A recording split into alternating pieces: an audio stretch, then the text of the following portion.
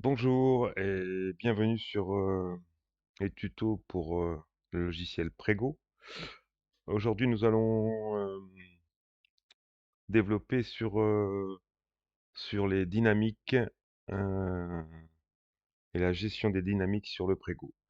Je vous rappelle que je travaille essentiellement à la souris et voilà, c'est une des- ce que j'aime, ce que vous savez que j'aime sur le logiciel Prego.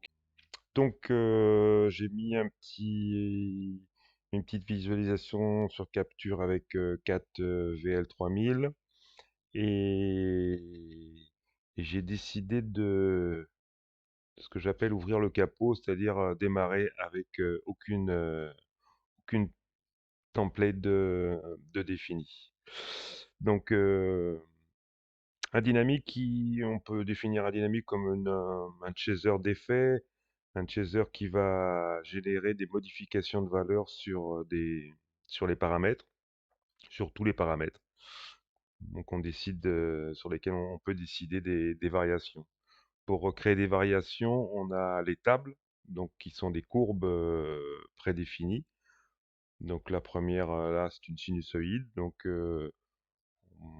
évidemment, sur la sinusoïde, on démarre à moitié, donc à 50%. Je vais parler en valeur de pourcentage, même si évidemment ces valeurs de pourcentage vont être transcrites en valeur d'MX. Donc là, on est à 128 et là à 256 et là à 0. Voilà. Donc, mais là, je vais vous parler en pourcentage. Donc, cette courbe, elle est faite pour créer une variation donc de 100% à 0%, avec un passage sur 50%. Donc, on va dire que c'est une courbe qu'on va plutôt utiliser pour toutes les valeurs qui sont les valeurs de paramètres de panne, de tilt, des valeurs qui ont une position 0 à 50%. Voilà. Et puis après, bah, vous avez plein d'autres courbes. Donc la cosinus qui, elle, démarre à 100%. On verra après la notion de positionnement de la courbe, d'offset. Voilà, et donc dans le Prego d'origine, vous avez plusieurs courbes qui ont été faites, fabriquées pour pouvoir créer des modifications. Euh, donc pour démarrer, on va créer une template de tilt. Voilà. Donc pour créer une template, on ouvre l'onglet template, on fait un clic droit, on insère un sous-objet, on double-clique sur le sous-objet. Donc là, on a un dynamique, dynamique 1, voilà, qu'on nomme. On refait un clic droit, on insère un sous-objet. Donc là, on a un sous-objet qui est au départ vide, sans aucune définition. Et donc si on double-clique là, on ouvre un menu déroulant avec tous les paramètres sur lesquels on peut travailler. Donc nous, on va travailler sur le paramètre tilt. On va décider qu'on lui met une table sinusoïde. Sur ce paramètre-là, donc nous avons la possibilité de gérer une amplitude. L'amplitude, si j'ouvre cette valeur-là, voilà. Si, si je modifie l'amplitude, je vais modifier les valeurs maximum de ma sinusoïde, c'est-à-dire que je n'irai plus à 100%, mais à 75% par exemple. Voilà. Nous, pour l'instant, on va le laisser à 100% parce qu'on va voir que après, on va pouvoir remodifier cette valeur-là. Le RPM, c'est le nombre de fois où va se faire la sinusoïde par minute. Voilà, si d'un seul coup, on le laisse sur 15, ça veut dire que 15 fois, on va créer, dans la minute, on va faire 15 sinusoïdes, donc 15 mouvements complets. Là, nous, on va le mettre à 2 pour pouvoir avoir le temps de voir un peu ce qui se passe. Et l'offset, donc, je vous fais voir quand même, c'est la possibilité de modifier le positionnement de la courbe, qui va donc déterminer le moment du départ de l'effet. Si d'un seul coup, je laisse l'offset à 0. Au moment du départ de mon dynamique, mon positionnement de tilt va démarrer à 0. Si d'un seul coup, je déplace ma valeur d'offset, mon lancement de dynamique se fera sur une valeur supérieure à 0 qui sera, là par exemple, 75, on va l'imaginer à 75%. Pour l'instant, on va laisser cet offset à 0. Une fois qu'on a fait ça, eh ben, on a fini. On choisit le projecteur sur lequel on veut créer ce dynamique. On fait un clic droit sur celui qu'on vient de créer et on fait exécuter le dynamique. Et là, automatiquement, le dynamique se met en place. Si d'un seul coup, ce dynamique nous plaît, on se met sur l'onglet dynamique dans la gestion des palettes et je prends mon circuit et je fais créer une nouvelle dynamique. Et donc on met Dyna balayage. Voilà. Là, on va l'enregistrer comme référence pour que tous les autres projecteurs puissent avoir la même dynamique. Voilà. Ce qui fait que si on prend les projecteurs et qu'on lance la dynamique, automatiquement, la dynamique se lance. Si je veux tout arrêter, je sélectionne tous mes circuits, j'arrête. Ils sont revenus en home. Je lance. Mon effet est lancé. Voilà, j'ai créé mon premier dynamique avec une valeur de mouvement. Donc, on va vérifier là où en fait je travaille sur la totalité des possibilités de mon VL, 135 degrés d'un côté, 135 degrés de l'autre. Si j'ouvre là, donc là, je suis monté à 100%, je redescends, je redescends, je redescends, je passe à 0 et je monte de l'autre côté, je monte, je monte, je monte, j'arrive à 0, donc 135 degrés de l'autre côté, et voilà. Et donc là, donc on s'est calé en 2 BPM, donc ça veut dire que si on regarde par rapport au temps là-bas, je vais faire ça en... Voilà, là je fais une première sinusoïde. Tac, tac, tac, tac, tac, tac, tac, tac, tac. Là je suis arrivé en l'air.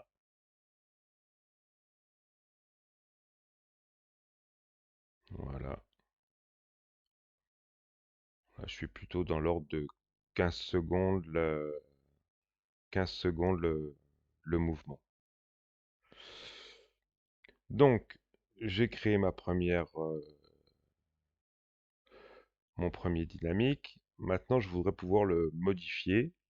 Pour le modifier, il va falloir ouvrir le contrôleur numéro 2. Là, on a la fenêtre de contrôleur numéro 1 qui nous sert à fabriquer et à modifier les valeurs normales de notre, de notre, de nos automatiques. Donc, on va aller ouvrir le contrôleur 2 qui là, je vais l'ancrer. Et ce contrôleur 2 va nous permettre de modifier notre dynamique et de pouvoir le réenregistrer ou d'en faire un nouveau. Donc, mes circuits sont sélectionnés. À noter que à partir du moment où vous avez un dynamique qui est en train de tourner, les circuits sont notés en violet. Donc, je veux modifier mon dynamique. Je clique sur le petit symbole du dynamique qui était là et automatiquement, j'ouvre une nouvelle barre qui va me permettre de modifier les valeurs de ce dynamique. Donc, les valeurs du dynamique, c'est la vitesse. Donc, je sélectionne ma vitesse. Elle apparaît là. je peux modifier ma vitesse en faisant un clic droit sur le speed, en dessous de cette zone-là. Je fais un clic droit, je pousse la souris, et là, j'augmente la vitesse de mon dynamique. Voilà. Là, j'ai augmenté ma vitesse. Si je veux modifier sa taille qui correspond à la valeur d'amplitude, donc si je veux modifier sa taille, je me mets sur Size, je baisse, et donc là, je modifie la valeur de la sinusoïde, ce qui fait que d'un seul coup, je vais avoir une valeur maximum, vous voyez là, qui s'affiche, qui va être seulement de 70 degrés ou 80 degrés. Donc là, j'ai modifié son amplitude.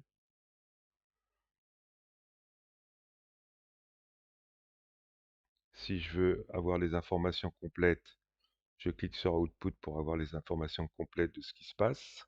Voilà. Et de comment sont calées les autres valeurs du projecteur. À ce moment-là, je peux décider que je réenregistre une nouvelle dynamique. Là, par contre, je vais, vu que j'ai les... Je peux décocher, puisque là, c'est les 4 projecteurs qui font la même chose. Donc, de toute manière, ils seront pris en valeur sur les... Ça sera pris en valeur sur les 4. Donc, je vais appeler ça Dyna balayage rapide.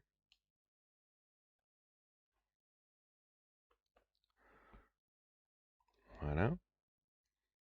Si j'arrête mon dynamique, donc à partir du moment où vous allez sur Empty, c'est-à-dire que vous désélectionnez toutes les valeurs de dynamique, donc le violet a disparu. Si je clique là, je lance mon dynamique. Donc ça, c'était le lent. Si je clique là, je reviens en Home. Si je clique sur celui-là, là, je lance le rapide et celui que j'ai bloqué aussi en valeur maximum. Voilà. Maintenant, sur cette fenêtre-là, j'ai la possibilité aussi de créer ce que moi j'appelle un éventail, c'est-à-dire un décalage de valeurs. Vous voyez qu'en fait, donc ça, c'est, si je vais sur Offset, je me rends compte que là, en fait, j'ai une différence de décalage de la valeur du positionnement, on va dire, de ma sinusoïde, qui fait que j'ai automatiquement un décalage à ce niveau-là. Si je veux, par exemple, modifier ce décalage, je peux faire pause. Je fais One pour ne choisir qu'un seul projecteur. Et là, je choisis mon projecteur et je le positionne comme je veux en fonction du décalage que je veux avoir. Voilà. Si je veux juste avoir un petit décalage, voilà. Et le 401 par exemple, je le mets là. Voilà. Là, je relance. Alors évidemment, parce que comme j'étais celui sélectionné, il n'y a que celui-là que ça sélectionne. Donc je le sélectionne. Je désélectionne One pour libérer le projecteur que j'avais sélectionné. Et je relance mon dynamique. Et là, on est sur une modification du valeur d'offset. À partir de ce moment-là, on peut reprendre tous nos circuits et faire une nouvelle dynamique. On va faire Dyna 3. Voilà. Et je l'enregistre. Donc là, j'ai 3 dynamiques. Je me mets en Home. Je lance la première dynamique. Donc c'était la rapide.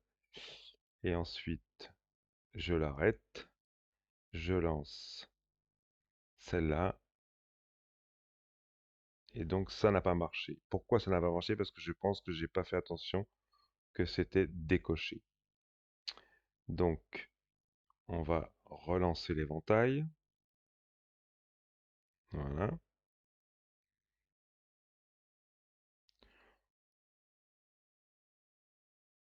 On va arrêter. Je vais modifier les valeurs d'offset. Je vais les mettre presque tous à la même valeur.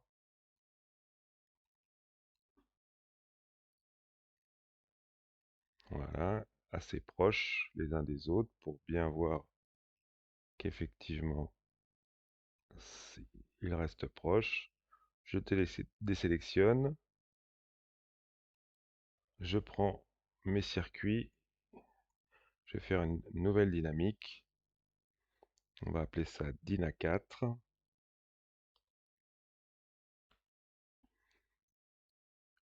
Et je l'enregistre.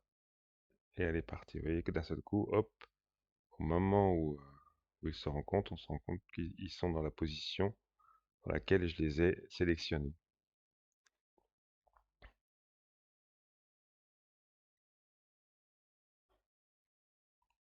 Donc là, on va vérifier que ça marche.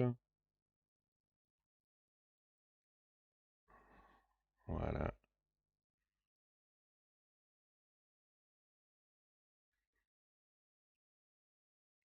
Voilà. Donc, vous avez la possibilité aussi, si d'un seul coup, là, j'ai mon dynamique qui est lancé et que je lui dis, voilà, et que je lui dis, au lieu de faire un éventail, je fais un escalier, c'est-à-dire il va me générer un mouvement un par un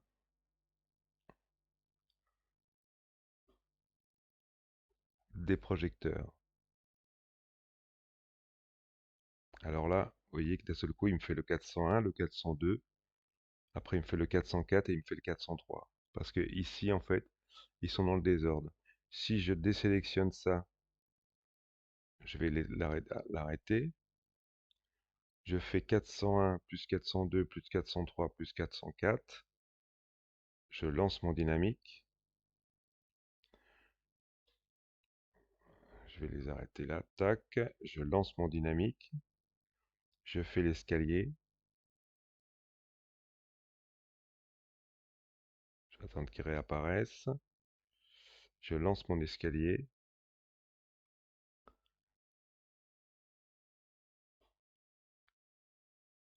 Donc là, il me fait bien 401, 404, 403, 402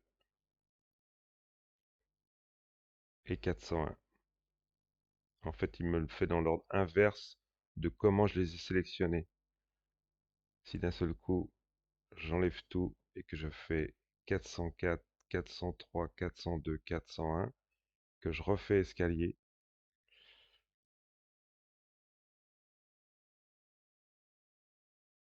voilà. Là, il va me faire dans l'ordre 401, 402, 403, 404. En fait, il me le fait dans l'ordre inverse de comment je les ai sélectionnés.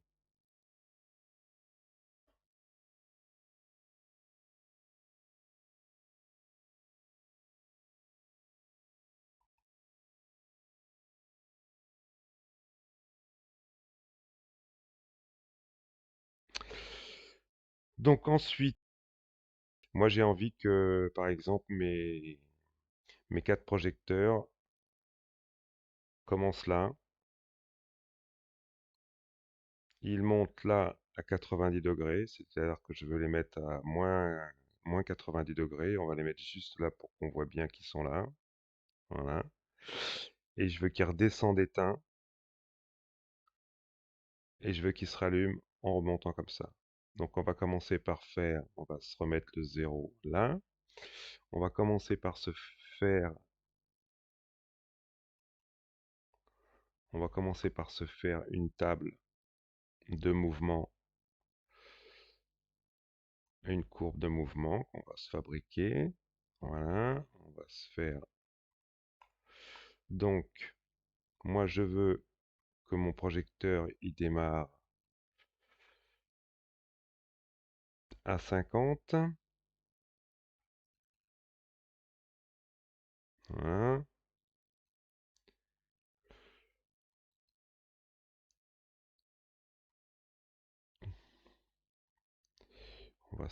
On va se décaler les points là. Voilà. Double clic, clic droit. Donc moi je veux que mon projecteur il démarre à 50. On va se faire ça rapidement. On va le taper pour que ce soit plus sérieux. On va le faire à 50, pardon. 50, 50. Voilà. Et donc après, celui-là, je vais le déplacer un petit peu. Celui-là, je vais le déplacer un petit peu. Après, on veut que mon projecteur aille à 90 degrés. Donc, on va se dire à peu près 75 là. On va se dire quoi? On va se dire 25, 20, 20. Et donc, je veux qu'il reste après à 20. Je le fais avec vous, hein. Je veux qu'il reste à 20. Et voilà. Et qu'après, il redescende et il refasse le mouvement. Alors, on va appeler ça, on va lui donner un nom. Ah, j'ai fait une petite erreur, mais c'est pas très grave. C'est pas comme ça que j'aurais dû faire. Euh, donc on va lui donner un nom, on va l'appeler vague face. Voilà. Maintenant, je vais aller sur la template qu'on a déjà fait. Je vais la dupliquer. Clic gauche, je glisse, je lâche, copier. Là, j'ai mon tilt. Je vais mettre la vague face et on va regarder ce qui se passe.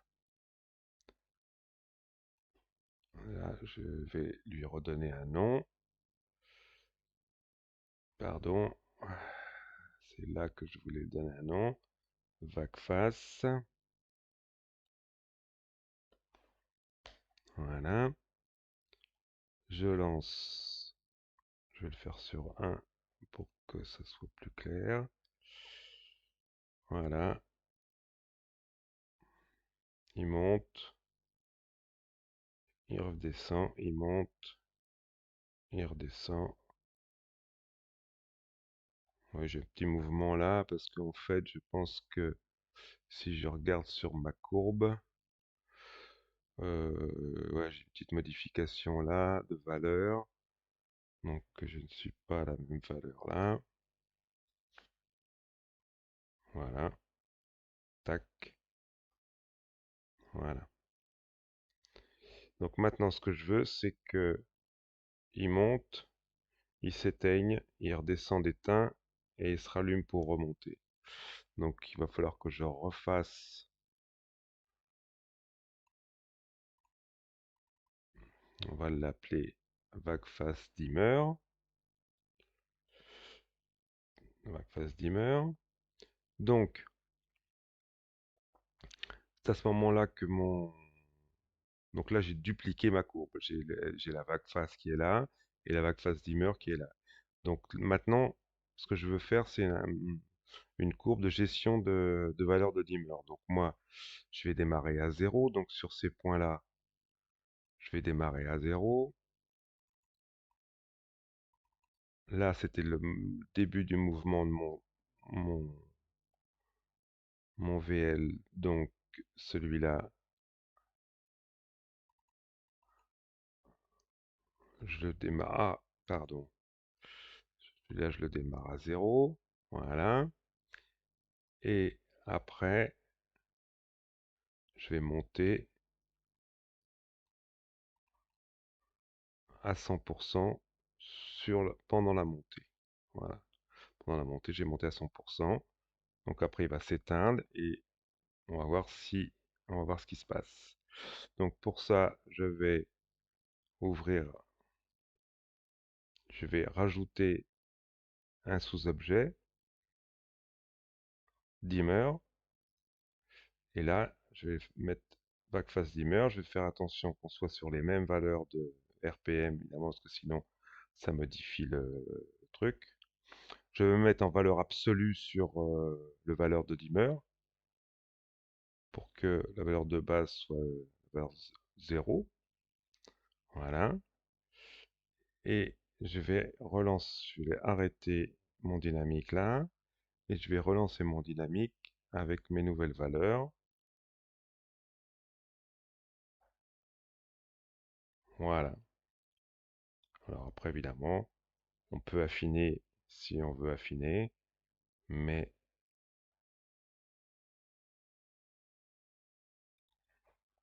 si d'un seul coup, je choisis mes...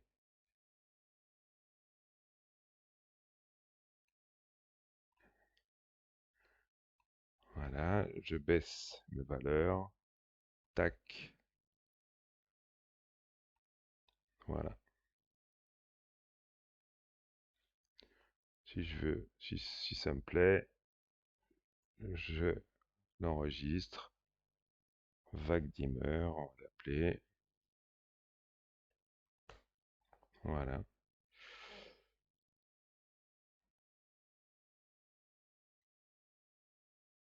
Après, on pourrait faire en sorte que, par exemple,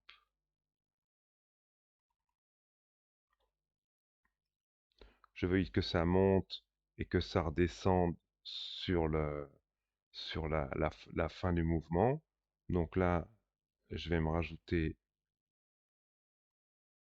je vais me rajouter des points. Celui-ci, je vais l'emmener à 0. Donc voilà, si on veut évidemment l'arrondir un petit peu, pardon, on rajoute un point. Voilà, voilà. Et je vais rajouter un autre point encore pour arrondir un petit peu la courbe.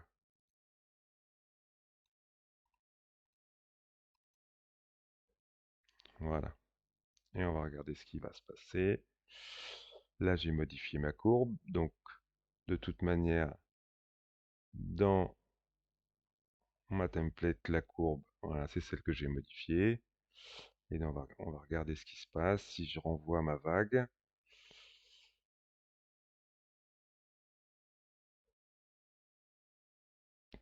en fait, ça monte, ça se coupe, ça se positionne, ça monte, ça se coupe. Voilà. Alors après, évidemment, on peut s'amuser à faire le mouvement. Là, par exemple, le mouvement se fait directement puisque là, j'ai fait une courbe droite. Si d'un seul coup, je fais une courbe plus souple, ou si d'un seul coup, si je déplace ce point-là, voilà, donc là, je déplace ce point-là, ça veut dire que si je relance mon dynamique, voilà, vous voyez, d'un seul coup,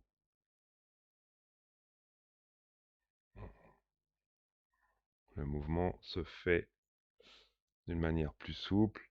Si d'un seul coup, je déplace carrément mes points ici, au moment où je vais arriver au fond, voilà. Au moment de la fin du mouvement, hop, ça s'éteint. Voilà. Donc une fois qu'on a fait ça et qu'on a compris ça, eh bien on peut faire ça avec avec tous les paramètres qu'on veut. Il suffit de... Donc si je crée un autre dynamique, toujours pareil, hein, je prends, je clique, je glisse, je le copie. Ben, il suffit là de le faire avec, par exemple, le pan. Et donc si j'ai fait avec le pan, si en plus de celui-là, j'exécute la version pan, ça veut dire que là, il fait le mouvement de pan, de tilt en même temps. Il les ajoute en fait, vu que c'est deux valeurs différentes. Ah. Et il s'amuse, il fait ce qu'il veut. Ça, on le prend, on le met là, on l'enregistre. Dina 6, je l'enregistre. Je reviens éteint, voilà. Je lance mon dynamique. Et voilà. Si après j'ai envie de m'amuser, je fais un petit éventail dessus.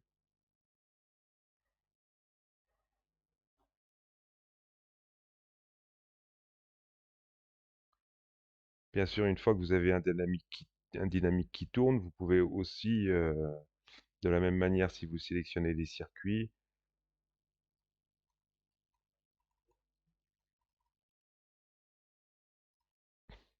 créer, rajouter une valeur de strobe ou de ce que vous voulez, hein.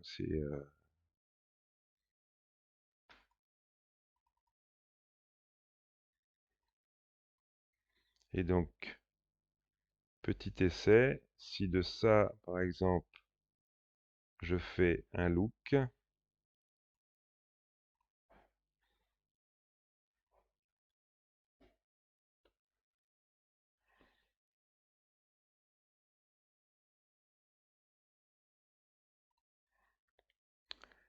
voilà. Ensuite, je retourne dans dynamique, j'arrête mon dynamique. J'ai mes projecteurs qui vont revenir. Évidemment, là, je les avais mis en strobe. Et si par exemple, je fais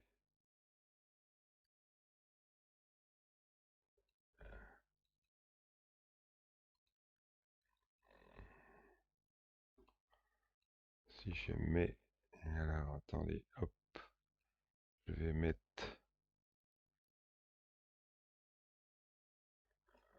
les registres physiques.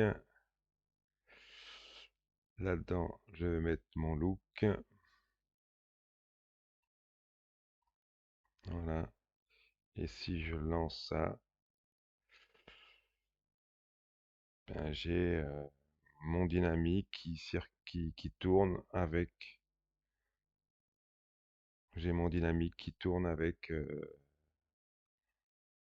le strobe que j'avais affiché. Voilà.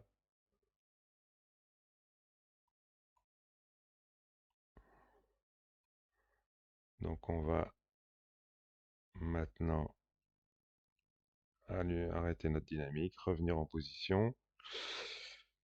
Voilà, c'était un petit déroulé une petite projection du dynamique. Il n'y a plus qu'à s'amuser avec tout ce qu'on a et à mélanger tout ça pour faire les effets qu'on a envie d'avoir. Donc vous avez compris, hein, pour créer des effets, c'est simple. Je crée, je détermine mon dynamique, je rajoute les effets, pardon, je rajoute, j'insère une chose que je veux rajouter, je détermine une table en fonction de ce que je veux faire.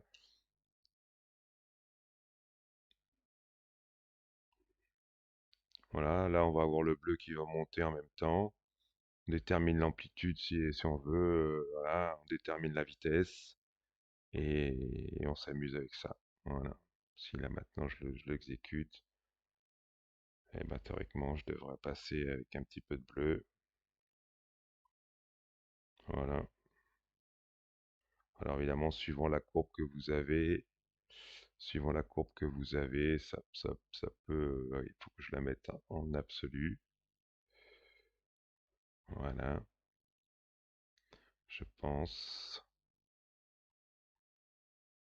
Voilà, c'est mieux. Voilà. Voilà. Écoutez, si vous avez des questions, vous pouvez les poser sur faire des remarques et me dire ce qui va et ce qui ne va pas. Merci.